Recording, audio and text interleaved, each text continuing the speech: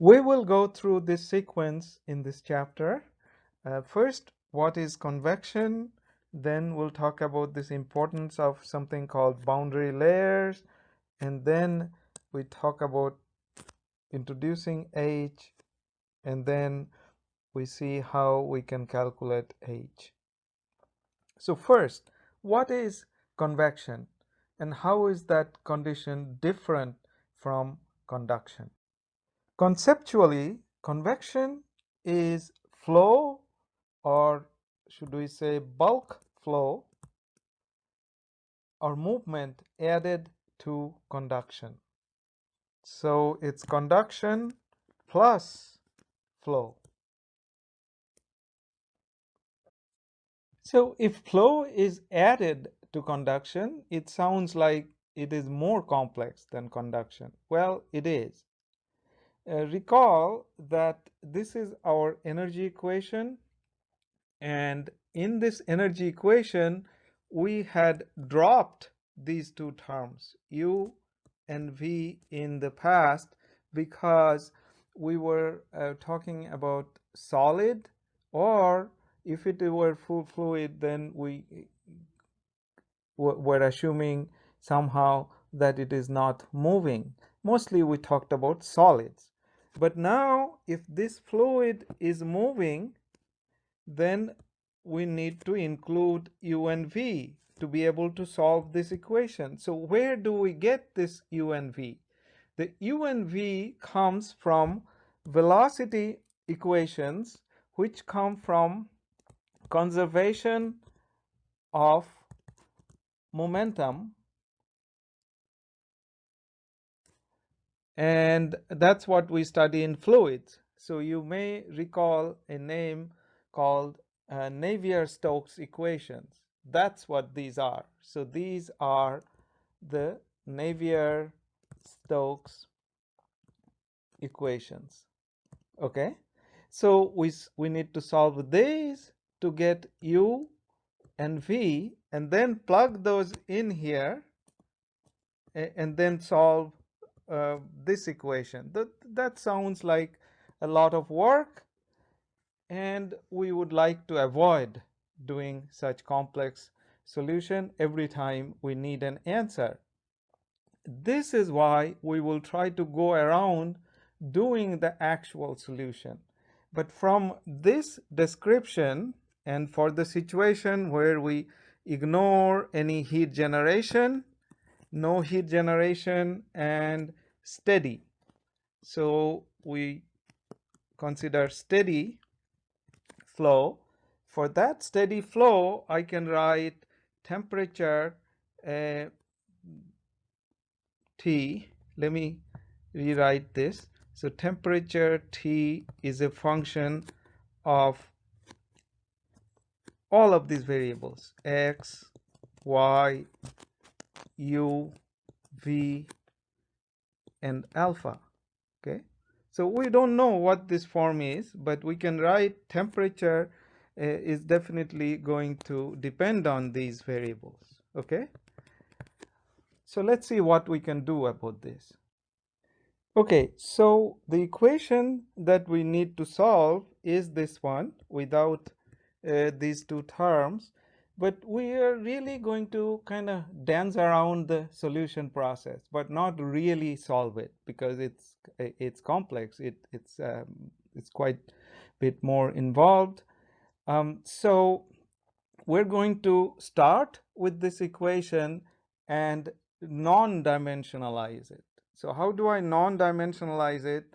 This equation here, I'm going to divide throughout by U infinity, and the temperature, instead of T, I'm going to write T minus T infinity over Ts minus T infinity, where Ts is the surface temperature and T infinity is temperature far from surface, or the bulk fluid temperature. Okay, so So I can write, because there's t on both sides and ts minus t infinity is constant, I can divide throughout by ts minus t infinity. And also because t infinity is constant, del t is same as del t minus t infinity. Okay, so I'm going to rewrite this t minus t infinity over ts minus t infinity, and in the numerator the x I'm going to divide by L. L is this length, so it's the length over which the flow happens in this flow over a flat surface, and then plus v over u infinity. So because I am dividing throughout by u infinity, and this is t minus t infinity over ts minus t infinity over del y over L. Okay, so what have I done on this side? I have divided by u infinity, and when I have x over L, that means I'm really multiplying by L. So on this side also I need to do the same. So I have alpha that I also have to multiply by L because I did on this side, and I have to divide by u infinity times del square and then del x over L square of t minus t infinity over ts minus t infinity. Okay, and the second term is del square t minus t infinity over ts minus t infinity over del y over L square. Okay, but notice that if I divide this by L here, but that means I really divided this term by this part. I really have divided by L square, which means I have multiplied this term, this first term, by L square, which means I also have to divide here by L square to keep it the same. Okay, so now we have these non-dimensional part. So every term is now non-dimensional. You notice this? Okay, and so the parameter we get here is alpha over u infinity L, and so that you can write that alpha is k over rho Cp times 1 over u infinity L. And so if I regroup things, if I write it as 1 over u infinity rho L and divide it by mu, if I divide it by mu here, that means I have multiplied by mu. So in here I have to divide by mu, so these two mu's cancel, mu Cp over k. Okay, so this is equal to 1 over, you may recall u infinity rho L over mu is what's called the Reynolds number, a non-dimensional number. I'll spend a few minutes here, but you really study this in fluids, and this is the new non-dimensional number called the Prandtl number. Okay, so these numbers, because the solution depends on so many parameters, viscosity, length, density, velocity, specific heat, thermal conductivity. These numbers are particularly useful because they lump them together. So it makes us easier to handle the solution. So then the solution that we had, that solution depends on these two parameters, Reynolds number and Prandtl number. So we can rewrite the functional form of what temperature depends on. It of course depends on the position. That means temperature. So this is my y direction and this is my x direction. So of course in the fluid, as the fluid is flowing over a hot surface, you expect that the fluid gets heated more as it goes along the surface. So its temperature should depend on x, and likewise there is cold fluid here and hot surface, so there's temperature variation along this direction, y.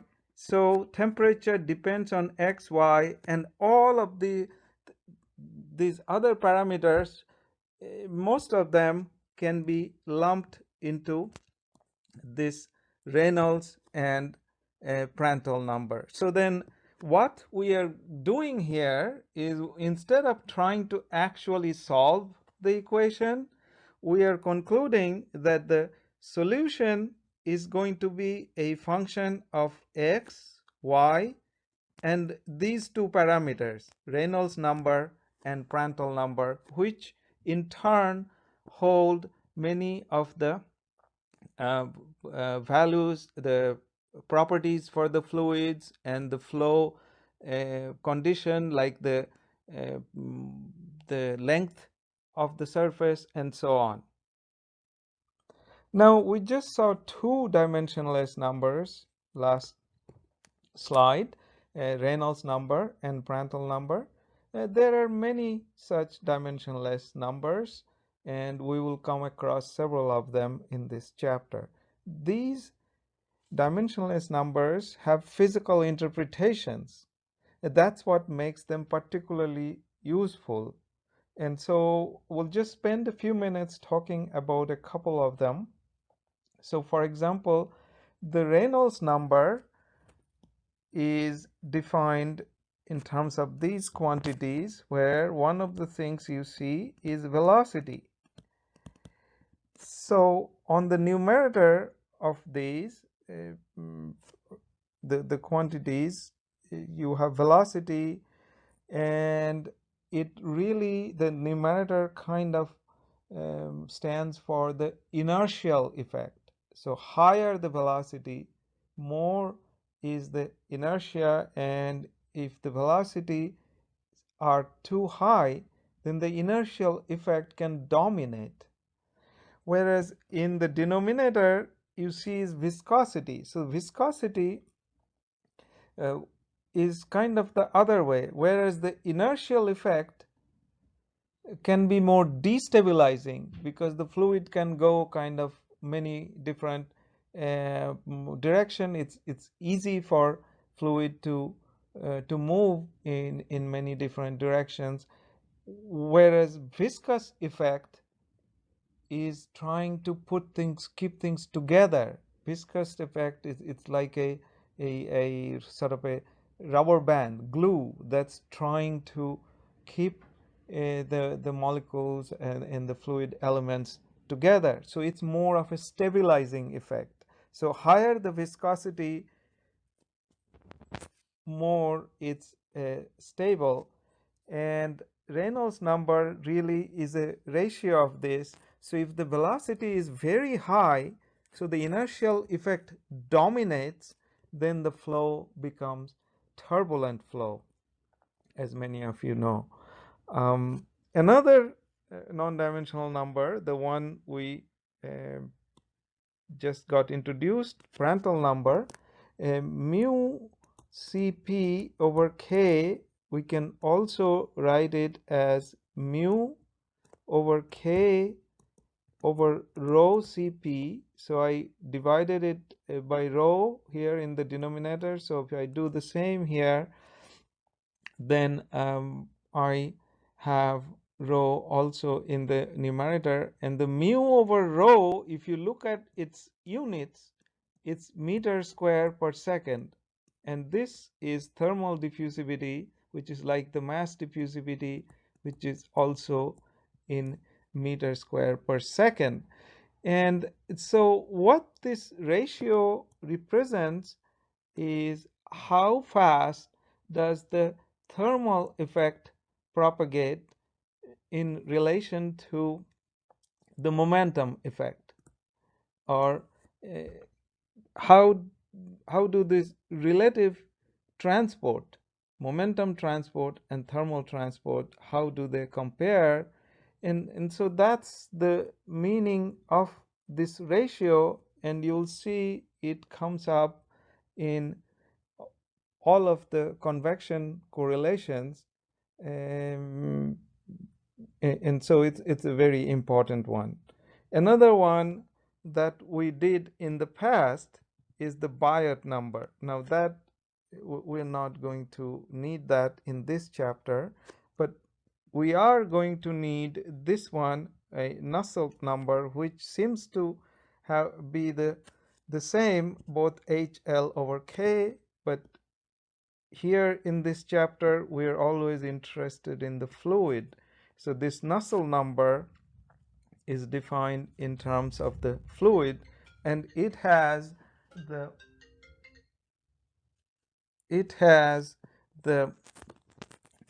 you can show that it is a ratio of diffusive resistance versus convective resistance when you have fluid flowing over a surface, the diffusive part versus the convective part, it's the relative ratio, relative magnitude of the two. So they all have interpretations, and you're going to see more of them.